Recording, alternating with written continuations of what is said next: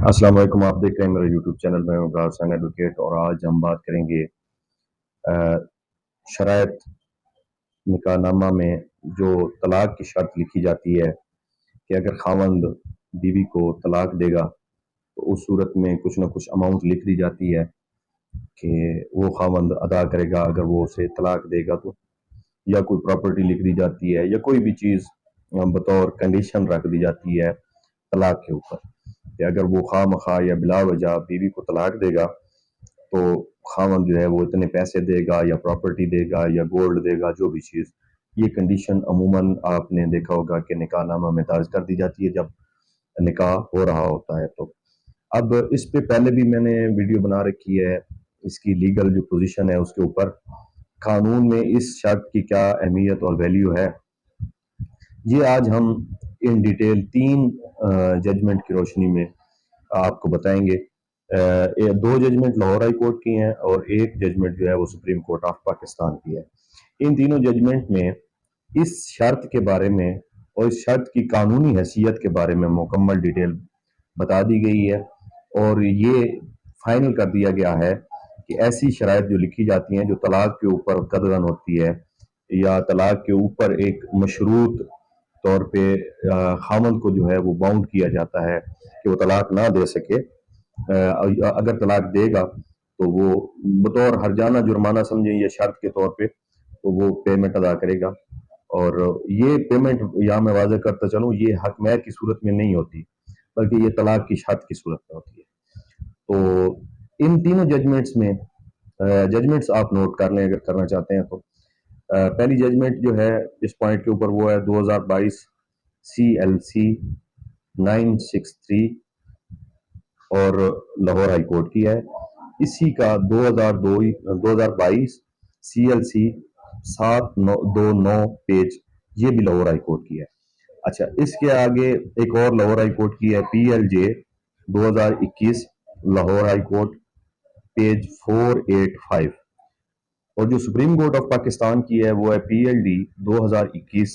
SC 449। ये तीनों judgements बुनियादी तौर पे 4 नुक्ते जो है इसके ऊपर वो एग्री करती हैं और 4 नुक्ते बड़े वजाहत के साथ जो है वो एलेबोरेट करती हैं, और इनके ऊपर अपनी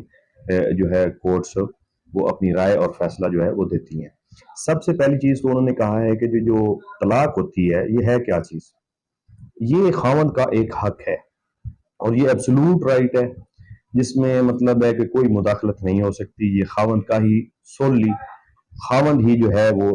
इसको एक्सरसाइज कर सकता है और ये खावंद से मुताल्लिक है। और इसके ऊपर जो है उन्होंने कहा कि कोई भी कानून में, जो शरई कानून है या जो हमारा कोडिफाइड लॉ है पाकिस्तान का, कहीं पे भी इन दोनों कवानीन में खावंद के इस हक पे कोई ऐसी प्रोविजन नहीं है कि उसमें ये शर्त का जो है वो ऑप्शन दिया गया हो या ये क्रिएट किया गया हो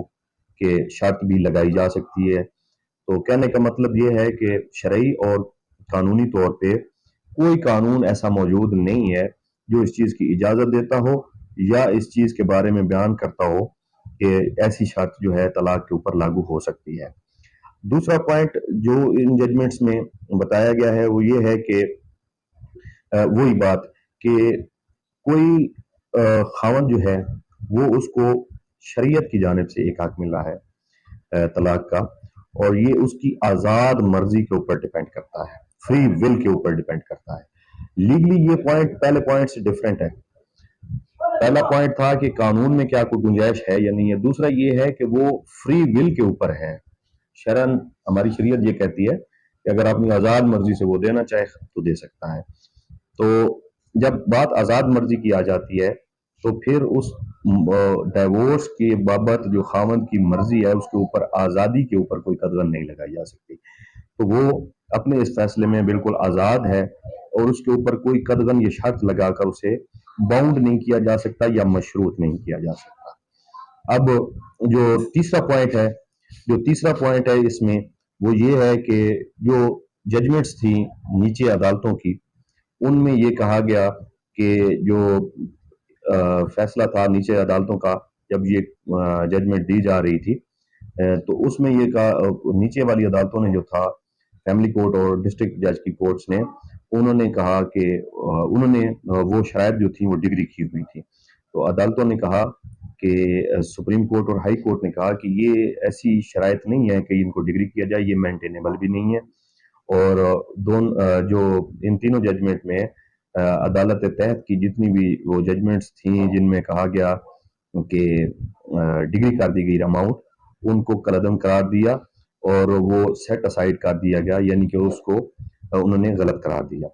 اور جو لاسٹ پوائنٹ تھا ان ججمنٹس کا وہ یہ تھا کہ جو اماؤنٹ کلیم ہوتی ہے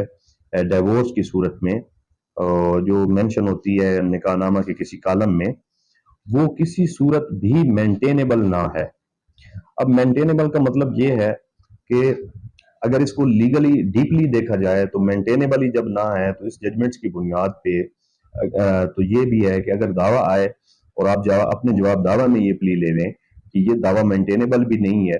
اور اس شرط کی بنیاد پہ کوئی بھی دعویٰ جو ہے وہ مینٹینیبل نہیں ہو سکتا کیونکہ وہ شرط ہی مینٹینیبل نہیں ہے، تو وہ بنیادی طور پہ ہی ختم ہو جانی چاہیے ایسا دعویٰ، کیونکہ وہ اس کے اوپر ایویڈنس لینے کی بھی ضرورت نہیں ہے، شہادتوں کی بھی ضرورت نہیں ہے، کیونکہ ایک چیز اگر انلیگل ہے، قانون میں اس کی کوئی گنجائش نہیں ہے،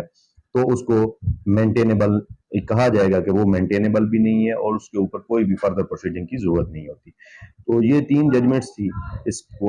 پوائنٹ کے اوپر، تو امید ہے آپ کو یہ پوائنٹ بہتر طریقے سے سمجھ آ گیا ہوگا۔